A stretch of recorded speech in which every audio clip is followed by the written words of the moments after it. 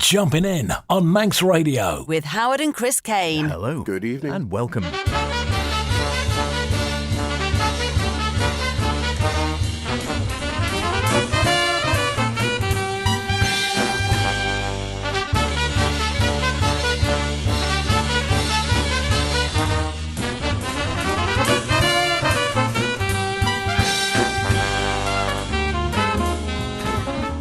Here we go again, indeed. 9 o'clock Saturday evening. No, it's not Crackerjack, of course. It is Jumpin' In, the best in modern and contemporary jazz, with myself, H. And me, Chris. Yes, welcome along to this week's Jumpin' In. Hard to imagine where the first couple of months are gone, but there's hope on the horizon as around the world vaccination programmes are gradually allowing the move out of lockdown. But perhaps not in time for Brew Jazz Wee this year, which, as regular listeners will know, has been part of our jazz calendar for many years. Neither was it time to save the world's greatest party in the birthplace of jazz, the New Orleans Mardi Gras, and it was on this day back in 1827, can you believe, that the very first Mardi Gras took place.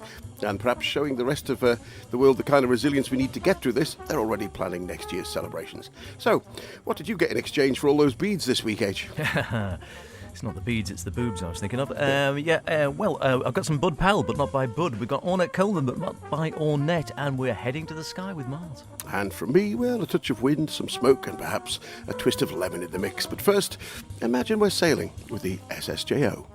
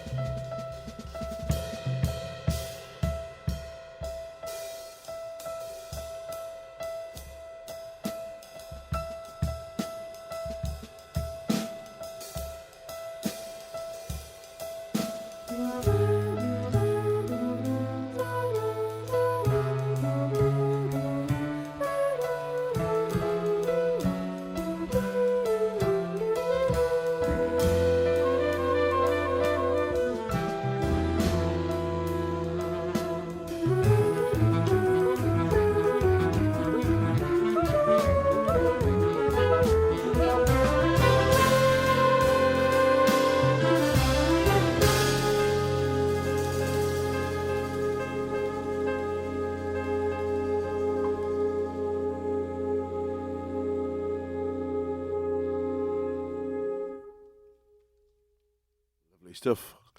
Lovely stuff indeed. That was Wuzzer Waltz from the Toronto big band, the SSJO Sonos Kapos Jazz Orchestra, under the leadership of composer and trumpeter Mason Victoria, who, besides not only still being in his 20s, but leading a 21-piece ensemble and just completing his master's in music technology and composition, he also runs a sound design, electronic studio, and composes for computer games. Busy boy.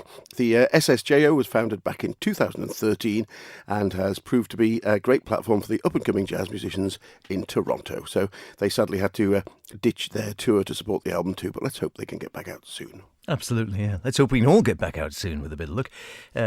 Terrific start to the programme. It's Jumping In, of course, with Chris and myself, H. And like I said, I've got a couple... Well, I don't know if you call them covers or not, Ornette and Bud. This is Bud Powell, but not the Bud Powell, wonderful though he is, and obviously he has been covered numerous times. But now, Ethan Iverson, yes, he of Bad Plus fame, who left the iconic group a year or two back to sort of pursue different avenues. He's brought out a cracking new one, Bud Powell in the 21st Century, led by Ethan, his interpretation of some of Bud's best-known numbers, in the likes, or in the company of the likes of Ingrid Jensen, the great sax player Dana Stevens, Ben Street, Lewis Nash at the drums, and the Umo Jazz Orchestra. Here they are, bouncing with Bud.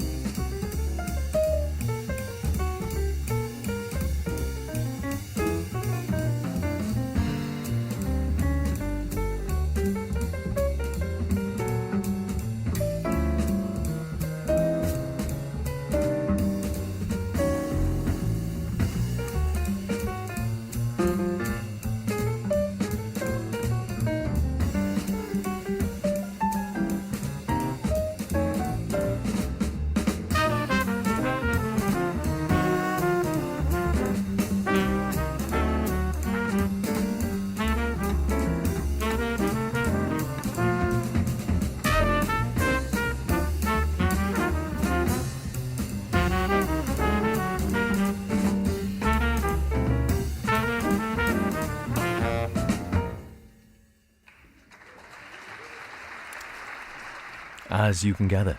Live. Do you remember live music? It's the bit we used to go out and sit in little clubs and sort of listen to things.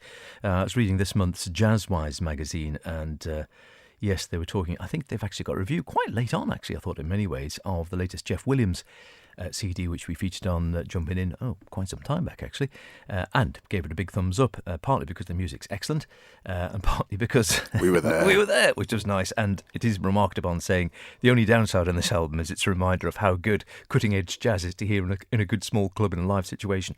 And I know exactly what you mean when you get that sort of power. You're sitting only a matter of a few feet away from the performers, little bandstand, a small club, a glass of wine or your favourite tipple or something, and yeah, nothing to beat it. I mean, so many happy hours, particularly in places like 606 and the Pizza Express in Dean Street. I knew exactly what the writer meant on that one, and it is a great album, that one as well.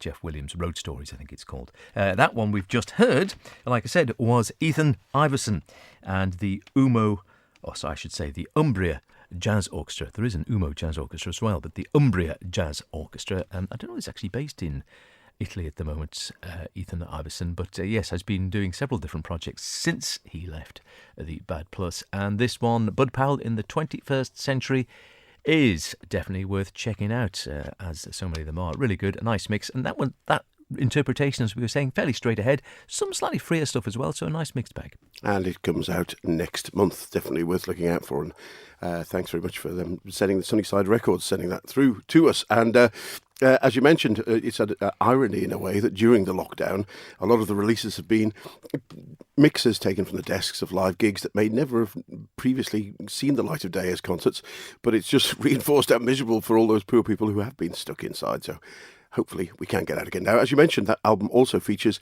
the Ingrid Jensen, and I've got both a nice album with her and her sister to feature later on, and also a big band with both of them on under her sister's name. But to sunnier climes now, at least Cuba, where multi-Grammy Award-nominated composer and musician Manuel Velera hails from, and it's continued to be a strong influence in his compositions. Originally a saxophonist studying classical music, that all changed when he moved to the Big Apple, as so many things do, along with a switch to piano as his instrument of choice. And since landing there in 2003, he's been a very busy chap with some 13 albums to his name and about another 20 that he's featured on. And perhaps, given the weather, this 2007 release is apt. Vientos.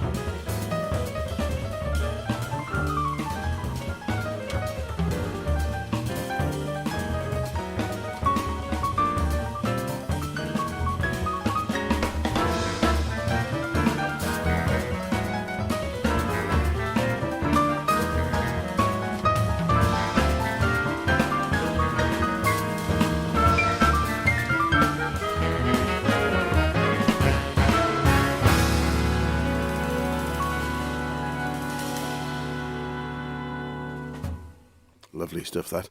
That was Vientos, the title track from the 2007 release from the Cuban pianist and composer Manuel Herrera, with his regular quartet of Joel Fram on saxes, James Genus on the bass, great bass player, and Ernesto Simpson on the drums, with a classical wind quintet, beg their pardon, which manages to perfectly fuse together, I think, both idioms of classical and jazz. A good third stream one indeed. Held together by Manuel's spirited piano playing. Vientos, incidentally, means winds. Something we're never short of on the Isle of Man.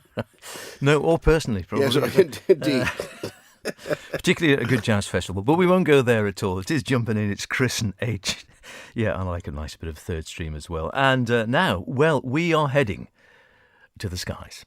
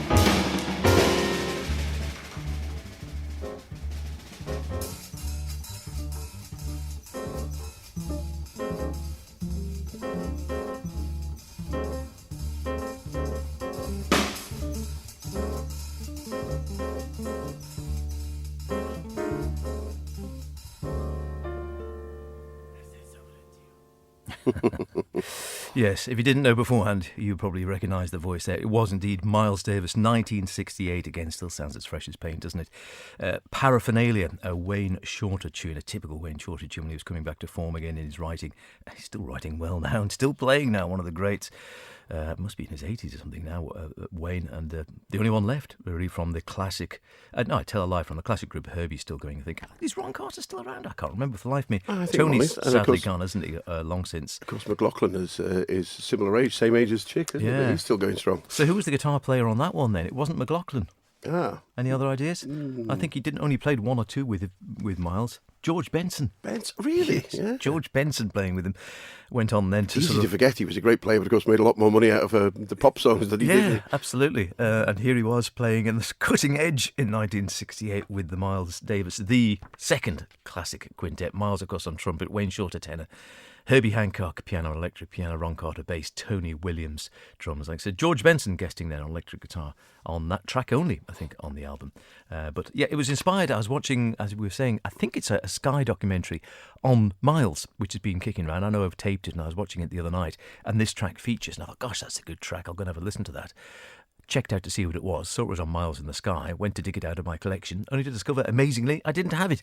So, yes, well, you know what it's like in a jazz record collector. You think, I need it. I could have just downloaded it, but I like to get the notes and read things, so worth every penny. They do have some very good documentaries about musicians on there, musicians and popular entertainers. I saw one about Bing Crosby the other day, which was equally very good, and I can't remember, I saw a rock band a little while ago, which was, it might have been Pink Floyd, but it was, again, very interesting and worth watching. Now, were he still alive, speaking of fresh paint, not a birthday as such, but Bobby Wellens would have been 85 last month, and although it seems like only yesterday when we last saw him play, he's been gone for 5 years now. Smoke and Mirrors sees him paired with pianist and composer Kate Williams, daughter of guitarist John Williams, and it reminds us of the great man's ability to use every note to its best effect.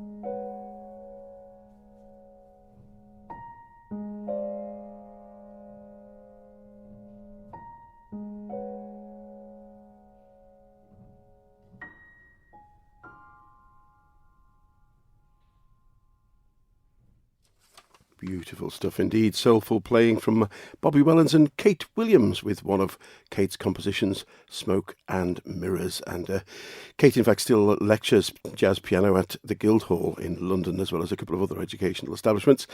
Bobby Wellens, perhaps best remembered for his long relationship with Stan Tracy. The pair first recorded on Wellens' Culloden Moor suite with a quartet back in '65. And Bobby finally realised the suite as he'd originally written it with the Scottish National Jazz Orchestra back in 2014. And we last saw him at another nice little intimate club, the Archduke Jazz Grill on the South Bank in London, where we'd turned up late for a drink and a bite, not knowing that we knew there'd be live music on, but not knowing who it was. And the great man was there playing with a trio, unadvertised. And when the band took their break, he sauntered over to our table, and a minute or two later, a waiter arrived with 3 beers, and Bobby said, "I hope you don't mind me coming in sitting with you, as you're obviously the only jazz fans in the room." And the conversation went on to reveal that he also knew Dad, the old jazz man Jim. Lovely man, Bobby, with a great recorded legacy. Absolutely right. Listening to Jumpin' In with H and Chris. Great to have your company as ever. Miguel Zenon has been honouring Ornette Coleman's legacy with a new release coming out, Lawyers, the music of Ornette Coleman, coming out a few days after Coleman's birthday. It would be his 91st birthday on March the 9th, would you believe? I know, not with us sadly anymore. Recorded live in Switzerland, this is. Terrific stuff, really one worth checking out. Here they are on a track called Free.